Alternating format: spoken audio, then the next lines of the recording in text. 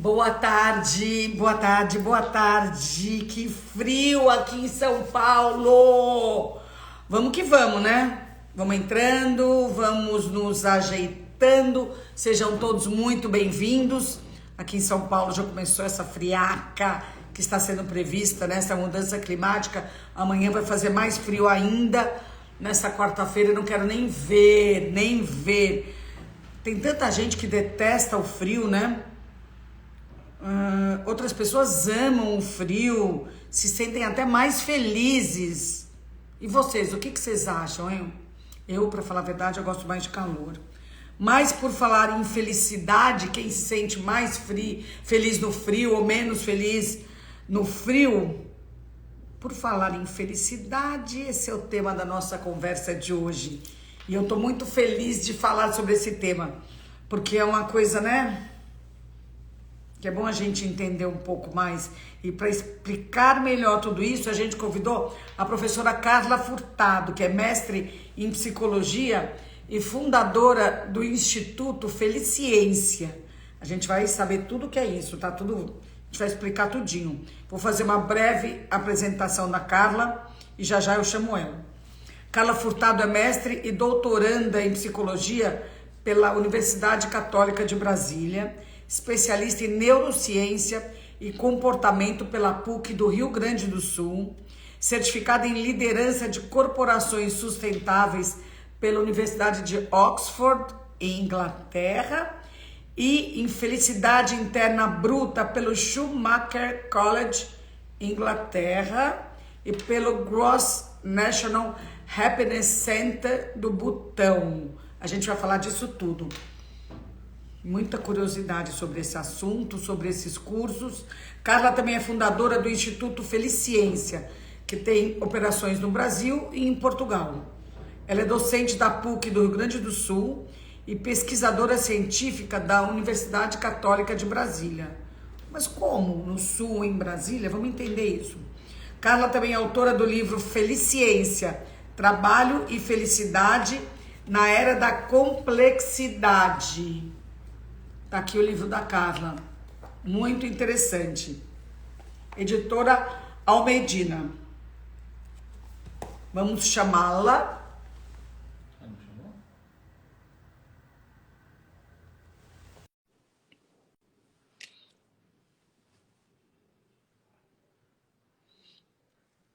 Que assunto interessante, né, Paulinha? Nossa, demais. Começa a pesquisar sobre Oi, Carla! Oi, Joyce, que prazer falar com você. Eu que o diga, bem-vinda, justamente para falar de um assunto que interessa a todos nós. Acho que não tem um ser humano que não se interesse pelo assunto no qual você é uma especialista. Carla, como é que você dá aula em Brasília e no Rio Grande do Sul? Bom, eu moro em Brasília e eu dou aula, eu pesquiso aqui na Universidade Católica em Brasília e eu dou aula na PUC do Rio Grande do Sul por temporadas. Então, eu passo uma temporada em Porto Alegre, faço as gravações de pós-graduação e volto para Brasília. Na verdade, antes da pandemia, minha vida era um pouco nômade, né? Depois da pandemia, que eu estou bastante em Brasília. Mas sempre foi uma vida muito na estrada. Carla, por que você acha que a neurociência ficou tão em pauta durante a pandemia, né? Porque o seu estudo passa pela neurociência, né? Eu, pessoalmente, fiquei muito interessada em neurociência. Eu conversei com vários neurocientistas nessa temporada toda, desde que eu comecei a conversar com as pessoas aqui por esse aparelhinho que salvou tantas vidas, né? Durante a pandemia, resgatou nossa sanidade. Por que você acha que as pessoas ficaram tão ligadas em neurociência? Você acha que foi a pandemia que aguçou essa curiosidade? A gente tem aí, eu acho que dois fatores importantes. Um deles é assim, nesse século, aí, nos últimos 20 anos, as neurociências produziram muito conhecimento, elas trouxeram muita clareza sobre o que é ser um ser humano. E acho que, ao mesmo tempo, a gente se viu aí na pandemia sem a menor condição de enfrentamento a todas essas circunstâncias, a essas várias crises, que a gente não tem só uma crise sanitária, uma constelação de crises, e todo mundo teve que um pouco que tentar entender como é que a gente funciona, o que a gente pode fazer para dar conta de tamanha diversidade. E a gente se adapta, né, Joyce? Acho que as neurociências explicaram muita coisa. Como é que a gente deu conta? Eu me lembro quando eu soube da... Brasília foi a primeira unidade da federação a entrar em lockdown. E eu me lembro, assim, no ápice da minha inocência, de pensar, não vou aguentar ficar um mês em casa. E foi o que eu imaginei. Eu falei, como eu, super agitada e super ativa como eu sou, eu não vou aguentar. É a inocência. E a gente se adapta. E acho que a gente quis entender o que é isso, né? Como é que eu dou conta de me adaptar a uma situação tão extrema? E as neurociências explicam pra gente muita coisa, né? Dizem que daqui a alguns anos, tem um neurocientista bem bacana chamado Matthew Lieberman, da Universidade da Califórnia, que ele diz que daqui a alguns anos, quando muita coisa ficar clara, a gente não vai entender como a gente funcionava sem compreender o cérebro social.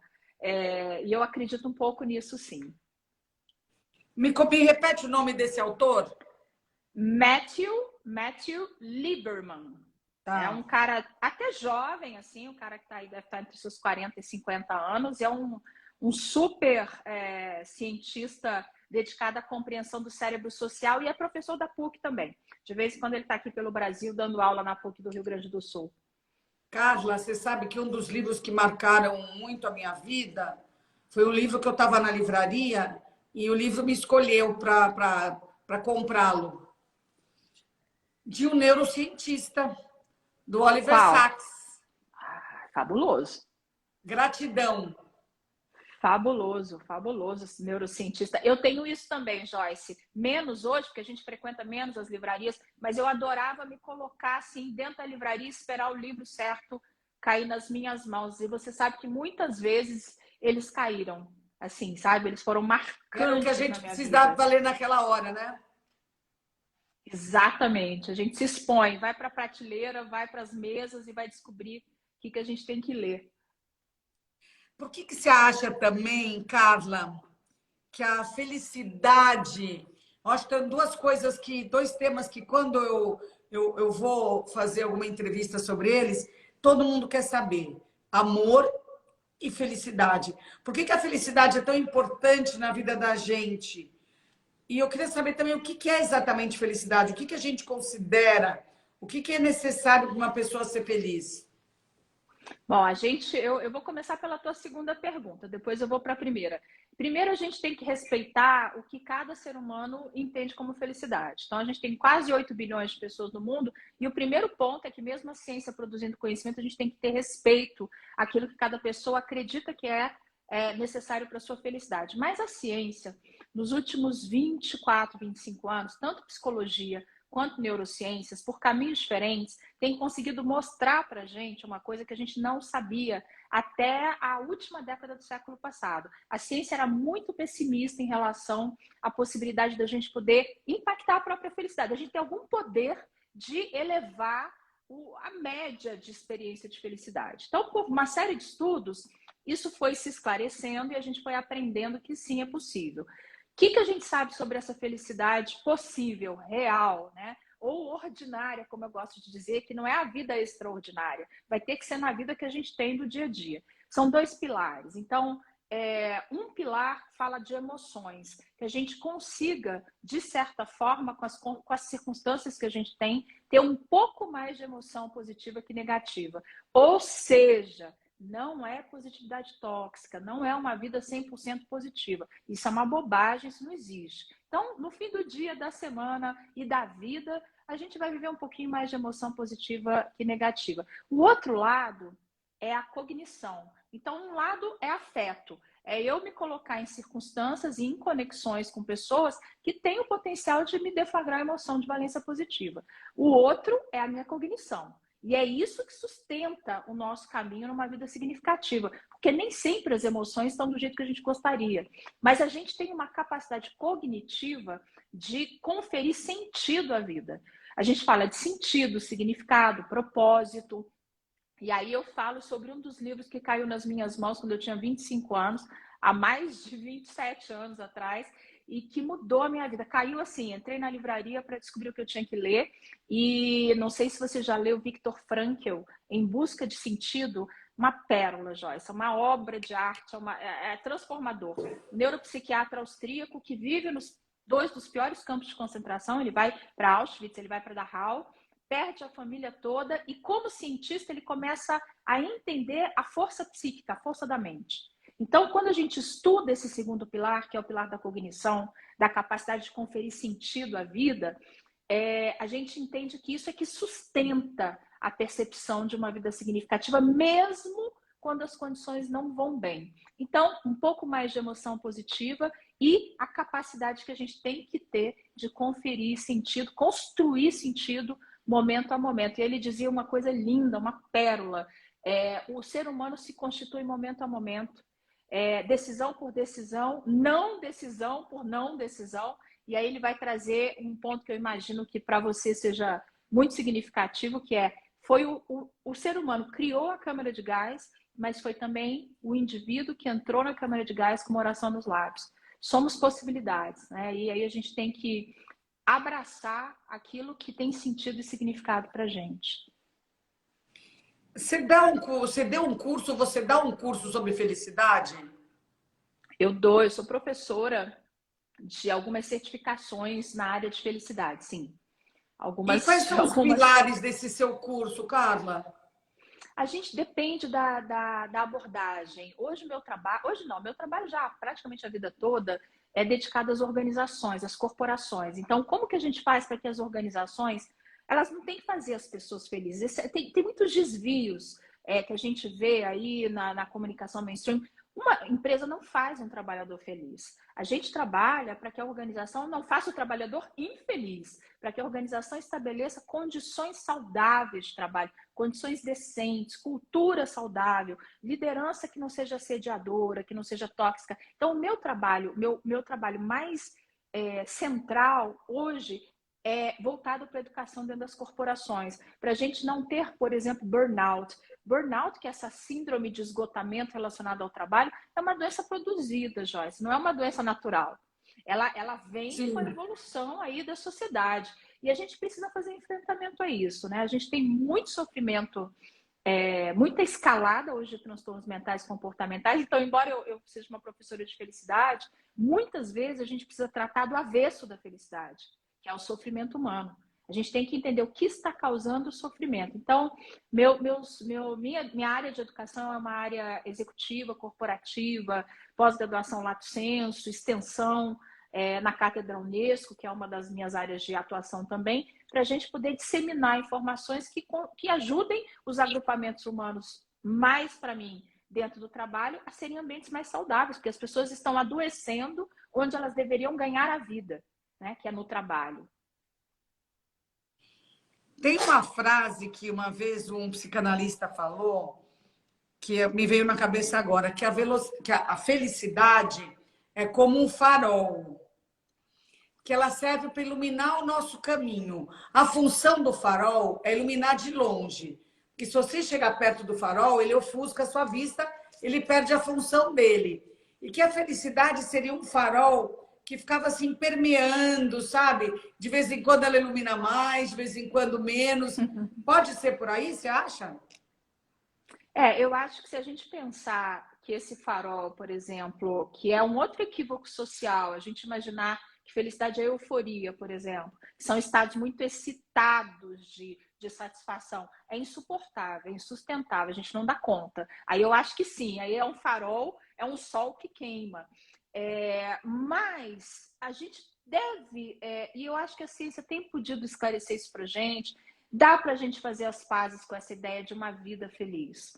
A felicidade não precisa ser aquilo que a música ensina para a gente, as músicas antigas, as músicas mais felicidade foi-se embora, ou então aqueles clichês, não existe felicidade, existe momentos felizes. A gente hoje já sabe que não, você consegue ter. Agora, precisa entender, esse é o ponto, eu volto para a ideia da cognição, do sentido de vida, o que faz com que a gente possa experimentar uma vida feliz é quando a gente realmente desenvolve esse pilar cognitivo de sentido de vida. O que eu estou fazendo aqui? E sem megalomania, sabe, Joyce? Nem todo mundo vai ser Mandela, Martin Luther King. Vida real. O que é que eu faço? O que tem sentido para mim e que causa algo positivo para além de mim? Que faz com que eu consiga me conectar com essa experiência humana, que eu saia de uma posição autocentrada vez ou outra, que eu entre num comportamento pró-social. Isso traz muito sentido para o ser humano. E quem explica isso é a neurociência, quando ela vai ver funcionamento do sistema nervoso, quando a gente vê que a empatia, compaixão, altruísmo são fenômenos do nosso sistema nervoso e que causam bem-estar na gente. Não é só o outro que recebe o cuidado e se sente bem, a gente se sente muito nutrido. Então, eu acho que pode ser um farol, mas pode ser também uma trilha, pode ser também um caminho no qual a gente segue, não num lugar para onde a gente vai. Uma coisa meio budista, né? Total, total. O budismo tem muitos ensinamentos para gente, né? Essa consciência da impermanência, de que é nesta vida impermanente e instável que a gente tem que descobrir um ponto de equilíbrio dinâmico. Como é que eu fico em pé quando tem placas tectônicas que se movem sobre meus pés? Porque é isso que a gente está vivendo no momento, né? Com todas as crises, com peste e guerra. Como é que eu me mantenho em pé? O Aristóteles é a base filosófica dos nossos estudos atuais de felicidade, porque o que ele dizia? Ele não falava da felicidade dos prazeres, ele não falava da hedonia, ele falava de uma outra forma de felicidade que ele chamou de eudaimonia, que é como que eu sou feliz num tempo de tantos desafios, guerra, fome. A gente consegue ser feliz quando a gente tem a expressão do que há de correto em nós, a vida virtuosa, quando a gente faz primeiro a gente sabe quais são, o que há de certo comigo, e a gente vive isso com intencionalidade, né? E de novo, pode parecer uma coisa simples, mas é a essência, é você conseguir fazer algo para além de você, é encontrar esse seu lugar no mundo onde aquilo que você faz traz algum tipo de valor para outras pessoas, para o planeta, para alguma causa. Isso é super importante. É o tal do propósito, né? Exatamente. Quais são as ferramentas, Carla? Você falou em uma vida mais feliz, né? Uma vida feliz. Existem algumas ferramentas que podem ajudar a gente?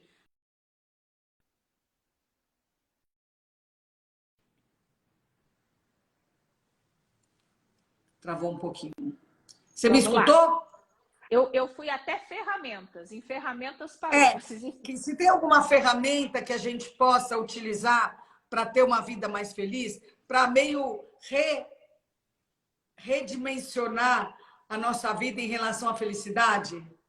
Eu vou trazer assim, existe um modelo teórico, é uma teoria científica que fala de 5 aspectos. Não é uma panaceia, não é o único caminho, mas eu acho um caminho muito didático. 5, eu quero fomentar o meu próprio bem-estar. Então, a ciência traz para a gente um modelo chamado PERMA, que é um acrônimo do inglês, eu vou tratar dele em português. O primeiro P é de emoções positivas, então eu já toquei nisso aqui. Agora, deixa eu só dizer uma coisa, quando a gente fala de emoção positiva, nós não estamos falando de consumo. Tá tudo certo, consumo é uma experiência humana, uma experiência bacana, mas o consumo é uma descarga de dopamina. É uma experiência extremamente volátil. Quando a gente fala de emoção, eu estou falando das minhas conexões significativas, das atividades que eu faço, que não tem um fim, que não simplesmente me trazer bem-estar, uma horta que você cuida, seu momento de leitura. O meu lugar de emoções positivas é na cozinha. Eu gosto de cozinhar quando eu tenho tempo para a família. Então, a gente tem que descobrir isso, ter um pouco de consciência, abrir um kit de primeiros socorros aqui mental, quem está escutando a gente. Se eu não tenho a resposta para o que me causa emoção positiva, eu vou precisar ter a pergunta muito clara na minha mente. O segundo ponto são 5. O segundo ponto a gente chama de flow, ou engajamento. O flow também foi descrito na psicologia e eu vou dar o sintoma mais conhecido do flow. Aquilo que você faz que você não percebe o tempo passar. O tempo passa e você se desconecta da passagem do tempo. Isso é um elemento que a gente sabe que é um elemento de experiência de felicidade, uma forma de felicidade. Então, a gente tem que ter tipo meditação, Carla? Meditação para algumas pessoas, atividade física para outras, hobbies para outras, até o trabalho, e eu imagino que você viva isso quando você está escrevendo, por exemplo, até o trabalho tem esse potencial de, em alguns momentos, não é todo dia, o tempo todo, de colocar a gente no estado de flow. A gente entra naquele processo e mergulha. E é como se a gente estivesse colocando o que a gente é naquela atividade. Emoções positivas, estado de flow, principal pilar, Joyce, de todos os 5, se você me desse só 2 minutos para conversar, eu só ia falar sobre isso. Relações. Nós dependemos dos outros para a nossa felicidade. A gente tem aí o Jean-Paul Sartre que falou na filosofia existencialista, o inferno são os outros. Sim, também, mas a gente tem o Walter Ugumãe, escritor incrível, que ele diz numa das obras literárias dele que o paraíso são os outros. A gente precisa dos outros para uma vida significativa. E nunca é sobre quantidade. Se a gente quiser, e quem está escutando e acompanhando essa reflexão, pensa em para quem que você pode ligar às 3 horas da manhã. Hipoteticamente, essa pessoa é uma pessoa que constitui a sua rede de apoio real, social e afetivo. A gente precisa desses laços. Quarto aspecto, sentido de vida. Essa cognição, essa narrativa que eu crio e recrio para o que tem sentido na minha vida.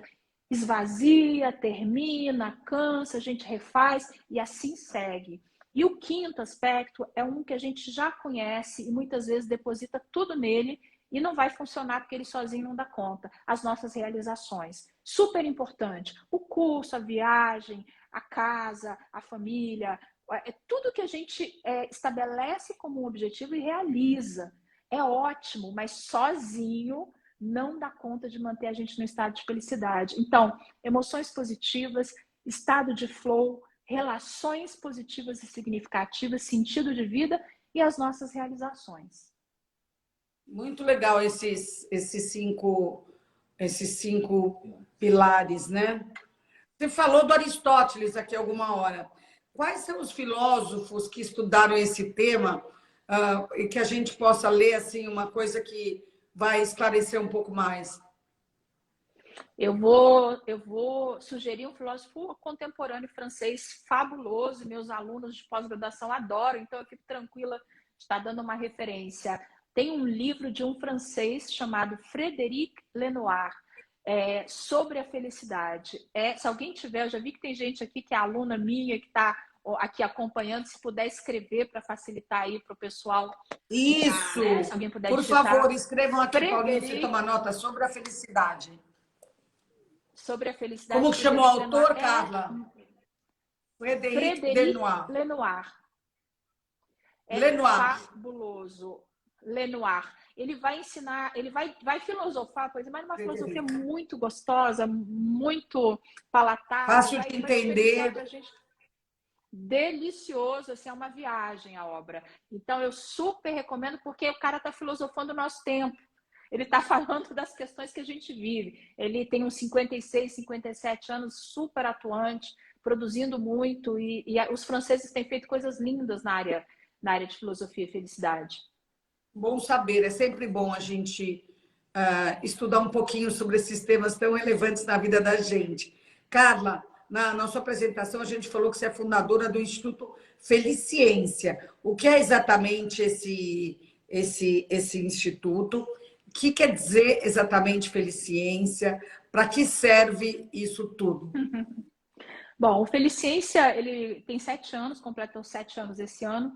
É um instituto de educação voltado para educação corporativa e formações de profissionais com cursos abertos. E o objetivo dele foi o seguinte, ele nasceu porque eu comecei a buscar alguns cursos fora do Brasil e fiquei muito impressionada que a gente ainda tem uma distância gigantesca entre a produção de conhecimento fora do Brasil e o que está chegando no Brasil.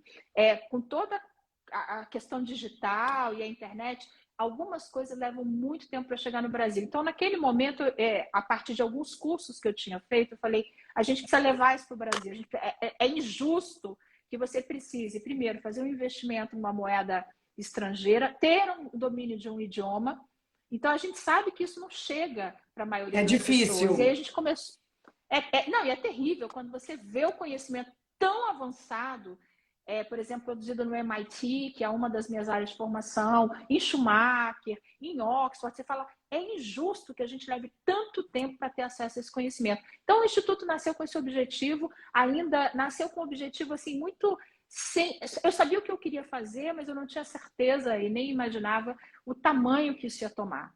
E a gente segue nesse processo hoje super bem sedimentado, com uma operação em Portugal, sediada em Lisboa, com uma parceria local, e trazendo cursos, né? E No buscando, Brasil, trazendo, aonde é o multiplicando Instituto, conhecimento. Carla? Em Brasília? Brasília, Joyce, Brasília, a sede. Mas é na estrada, é um pouco na estrada, né? A gente acaba. Agora eu começo a voltar a viajar novamente, então a gente tem uma agenda internacional bem puxada agora nos próximos 3 meses. Eu confesso que eu estou bastante animada, porque eu sou uma pessoa da estrada, eu gosto de estar em conexão, eu gosto de estar fora.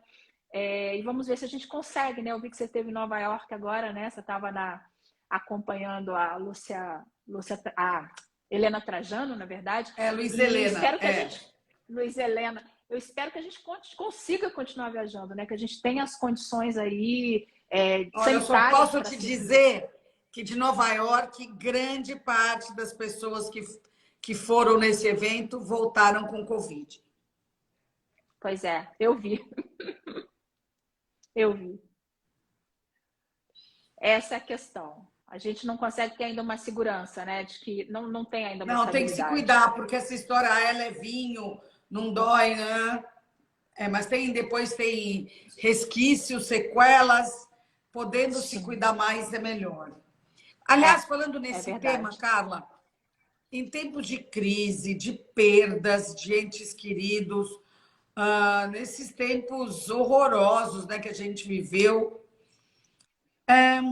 como é que a gente pode ter força para buscar a felicidade? Você falou esses cinco pilares, mas dá o primeiro passo, vai. Tá tudo complicado, tá tudo muito duro, muito difícil.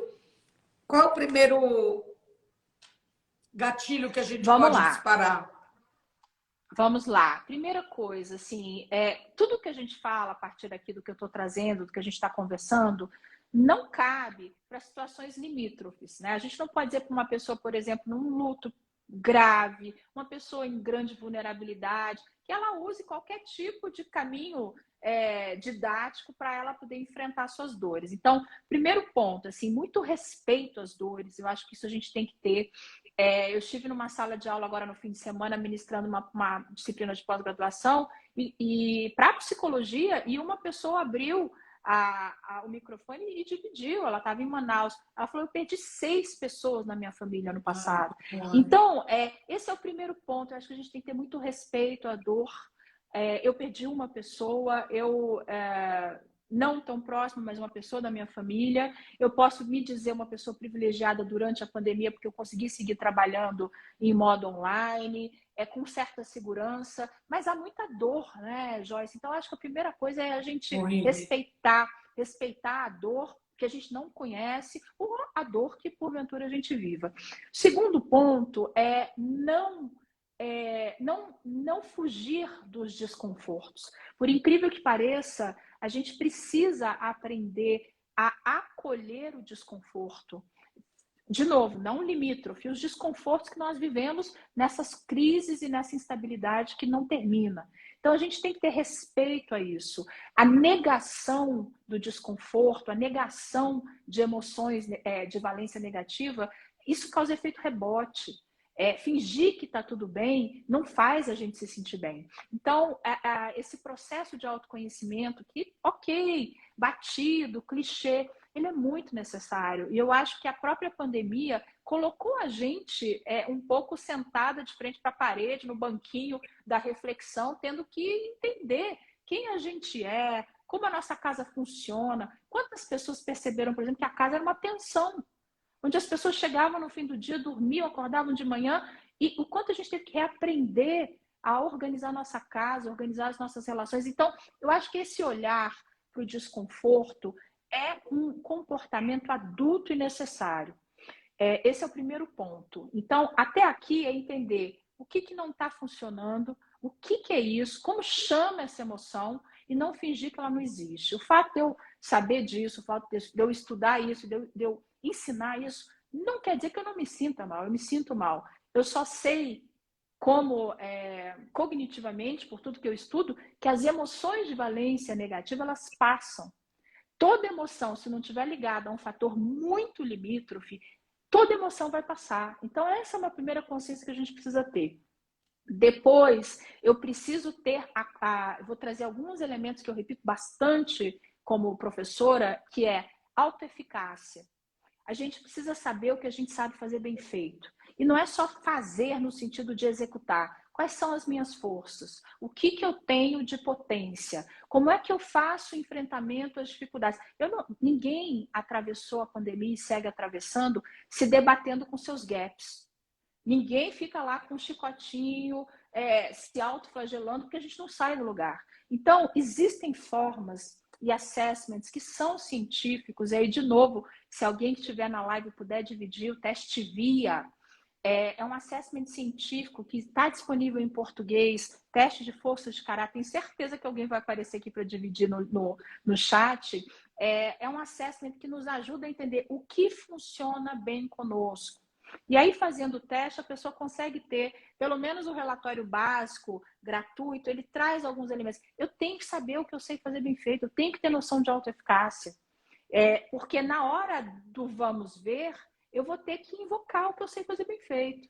Então, eu trago o teste VIA, porque ele é uma forma. Existem vários assessments psicológicos que nos ajudam a entender isso. A gente pode descobrir uma boa psicoterapia, a gente pode descobrir num processo de filosofia clínica, num olhar para dentro, mas a gente precisa saber. Não dá para a gente viver nesse paradigma de gap e de déficit, que é um paradigma social no qual a gente cresceu sempre olhando para aquilo que não está bom o suficiente. Porque na hora do vamos ver, não vai dar, isso não vai resolver. Eu gosto muito de metáforas e umas imagens. Assim, entrei no quarto do pânico, as portas fecharam. E eu me senti um pouco assim quando lá no início da pandemia o Instituto tinha todas as suas atividades presenciais. E eu falei, meu Deus, e agora? O que eu faço com todos os cursos vendidos, com todos os alunos matriculados? Quarto do pânico. Vem a emocionalidade. Então, eu vou trazer esse exemplo para a gente poder trazer para a vida de cada um que escuta a gente aqui. Vem a emocionalidade extremamente negativa, eu acolho essa emocionalidade. Ela existe, ela está presente, ela tem razão. Passado o primeiro choque, ok. O que eu posso fazer agora dentro dessas circunstâncias? O que eu sei fazer? Quais são as minhas capacidades? A primeira coisa é acolher. Primeira coisa é acolher. Fingir que não está acontecendo vai atrasar o processo de enfrentamento, sabe? Então, depois você invoca as suas forças. Então, vamos lá, vamos ver o que a gente faz com essas condições que estão postas, né? Especialmente quando o fator da crise é externo. A gente não causou a pandemia, ela não é minha responsabilidade. Estamos todos vivendo uma pandemia. Então, vamos ver como é que a gente vai fazer. Exatamente. Mundial, nesse caso, mundial. Exatamente. Uma loucura. Carla, você fala uma coisa no seu livro que eu fiquei instigada, que é felicidade neoliberal. O que é isso? Bom, o capitalismo transforma tudo em produto, mercadoria. E a gente tem que ter muito cuidado com muita coisa rasa que é dita e apresentada como sendo um caminho muito fácil para uma vida mais feliz. Todo mundo quer ser mais feliz. Tudo que a gente faz, é o que você falou no início da live, tudo que a gente faz na vida, decisão certa, decisão errada, a gente tomou querendo ser feliz.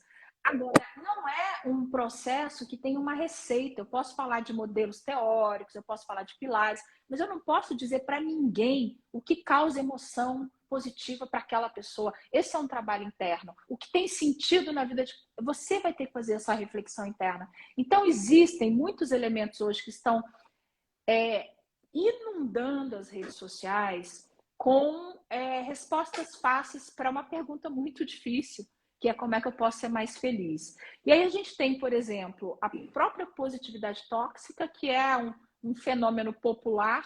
Que todo mundo pode ser feliz, que está ao alcance da sua mão. Imagina a gente dizer, num país como o Brasil, que basta você querer. Sabe, a meritocracia ela é bastante cruel num país de muita desigualdade como o Brasil, sabe? Totalmente cruel. Exatamente. Então, a gente precisa desmontar esses, eu chamo de dispositivos neoliberais. A gente ensina o que a ciência traz, mas a gente mostra o que é perigoso. Achar que você deve trabalhar enquanto os outros dormem sabe, trabalham enquanto eles dormem. Isso é muito perigoso. O que a gente precisa para uma vida equilibrada, saudável, é equilíbrio. Se a gente tiver que buscar uma forma de viver uma vida mais feliz, é no equilíbrio. No equilíbrio do tempo, no equilíbrio do repouso, no equilíbrio das relações, no trabalho, mas nos afetos. Então, a gente tem que reequilibrar. E aí eu digo para as pessoas que estão ouvindo que não se sintam culpadas, porque esse é um outro fator importante. A gente não constrói isso sozinho. A gente tem construído isso socialmente. A gente está num caldo social que faz com que, e aí tem alguns filósofos atuais fabulosos pensando isso, que vão dizer o seguinte: estamos todos empreendendo em nós mesmos. Estamos todos nos tratando como empresas. Ok, somos empresários, eu sou, você é, mas uma coisa é você ter um empreendimento, outra coisa é você se tratar como uma empresa, onde você se explora a exaustão para entregar mais e mais. O que você vai acabar é, ou, no mínimo, cansado e possivelmente doente. Então, o tal do burnout, né? Que está tão na moda. Exatamente, o burnout, a depressão, o transtorno de ansiedade, o suicídio, que são epidemias. Né? O OMS mostra para a gente isso é epidêmico. E a gente precisa ter muito cuidado, porque tem gente vendendo muita receita, tem gente vendendo a melhor forma de você se apresentar, como produzir conteúdo, a sua imagem pessoal. Tudo isso é bacana, isso é legal, equilibrado. Equilibrado. Porque excesso, nenhum excesso é positivo. Olha, Aristóteles dizia, nem excesso de virtude é bom. A virtude em equilíbrio, excesso de virtude é vício. Então, a gente precisa se manter aí na busca por uma vida mais com homeostase, né? Com o organismo em homeostase. O Sêneca também falava, né, sobre essas coisas. Exatamente. Os gregos incríveis. Como a gente está sempre procurando ser feliz, né, Carla? E nem sempre a gente está sendo feliz. Você acha que, ou pelo menos a gente não está se sentindo por causa desse desequilíbrio, né, de não atingir essa felicidade, pode se transformar em uma espécie de frustração? Quando você fala em não atingir a felicidade, eu penso muito numa felicidade idealizada, né? Que é um pouco como a gente... Eu vou falar da minha geração, né? Assim, eu tenho 52, a gente aprendeu que a felicidade era um lugar onde a gente chegava. Quando eu atingisse determinado patamar, e esse patamar nunca para de mudar de lugar, né? Então, a primeira coisa que eu diria é que a idealização, ela trabalha contra a nossa felicidade. Eu me lembro uma amiga que disse assim, da minha idade, somos contemporâneas, com uns 45, ela me ligou e falou assim, você que estuda felicidade, poxa vida, eu não estou onde eu imaginei que eu ia estar com 45. Eu falei, bem-vinda, quem está? De verdade, quem está nesse lugar? Onde é esse lugar, né? Que lugar é esse? Aos olhos de quem, né? Então, eu acho que a idealização ela é super perigosa. A ideia de botar uma vida, eu gosto de chamar essa felicidade de vida significativa, botar ela num lugar onde eu chego, não funciona. A gente tem um fenômeno psíquico chamado esteredônica, adaptação hedônica. Eu chego, me adapto, estabeleço outra meta. Isso é da natureza humana. Então, eu nunca chego nesse lugar. Eu acho que se a gente não entender que essa vida que vale a pena tem que ser hoje, né? Hoje é terça-feira, 17 de maio, 17h36 da tarde, vai ter que ser aqui agora. Não vai dar para ser em algum momento no futuro, porque eu não sei desse momento no futuro. E vida, eu uso muito uma frase que quem me conhece, se estiver por aí, já me ouviu falando, vida não tem banco de horas, eu não posso viver mal agora para viver bem no futuro. Não, tá muito ruim agora, mas eu vou economizar essas horas mal vividas que eu vou desfrutar lá na frente. Não vai.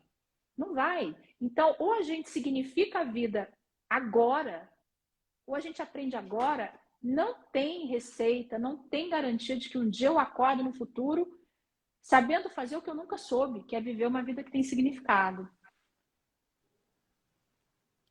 Sabe as palavras, Carla. Você fala também de psicologia positiva. O que ela investiga e como ela pode ajudar a gente? A psicologia positiva é a área da psicologia ortodoxa que investiga o que funciona com o ser humano. Então, tem 24 anos que a psicologia nos Estados Unidos estabeleceu esse movimento.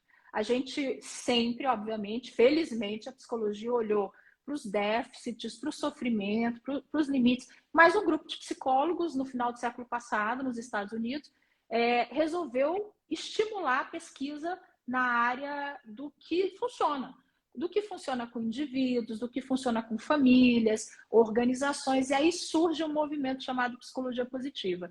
Tem ido muito bem, produziu nesse século agora, a gente produziu mais ciência sobre o que há de positivo do que sobre o que há de negativo. E o valor disso, Joyce, é o seguinte: eu mencionei há pouco, a ciência era muito negativa em relação à possibilidade de você melhorar o seu patamar de felicidade. Até o fim do século passado, a ciência dizia que a felicidade era um pouco parecida com a personalidade, que não variava muito ao longo da vida, porque não tinha se debruçado para entender. Então, o que a gente sabe hoje é que a gente consegue, com muito trabalho, com muita deliberação, com dedicação, com vontade, a gente consegue elevar essa percepção de felicidade. Basicamente, naqueles 2 pontos que eu trouxe mais cedo, entender o que me causa emoção de valência positiva, entendendo que nada no consumo vai fazer isso e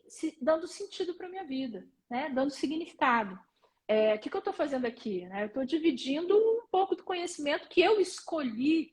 Isso é uma opção minha. Eu saio de uma vida executiva, de consultoria estratégica há 7 anos e mudo o caminho da minha vida por decisão. Então, isso aqui que eu estou fazendo é deliberado, né? E se um dia isso se esvaziar de sentido, porque pode acontecer, eu precisaria constituir um novo caminho.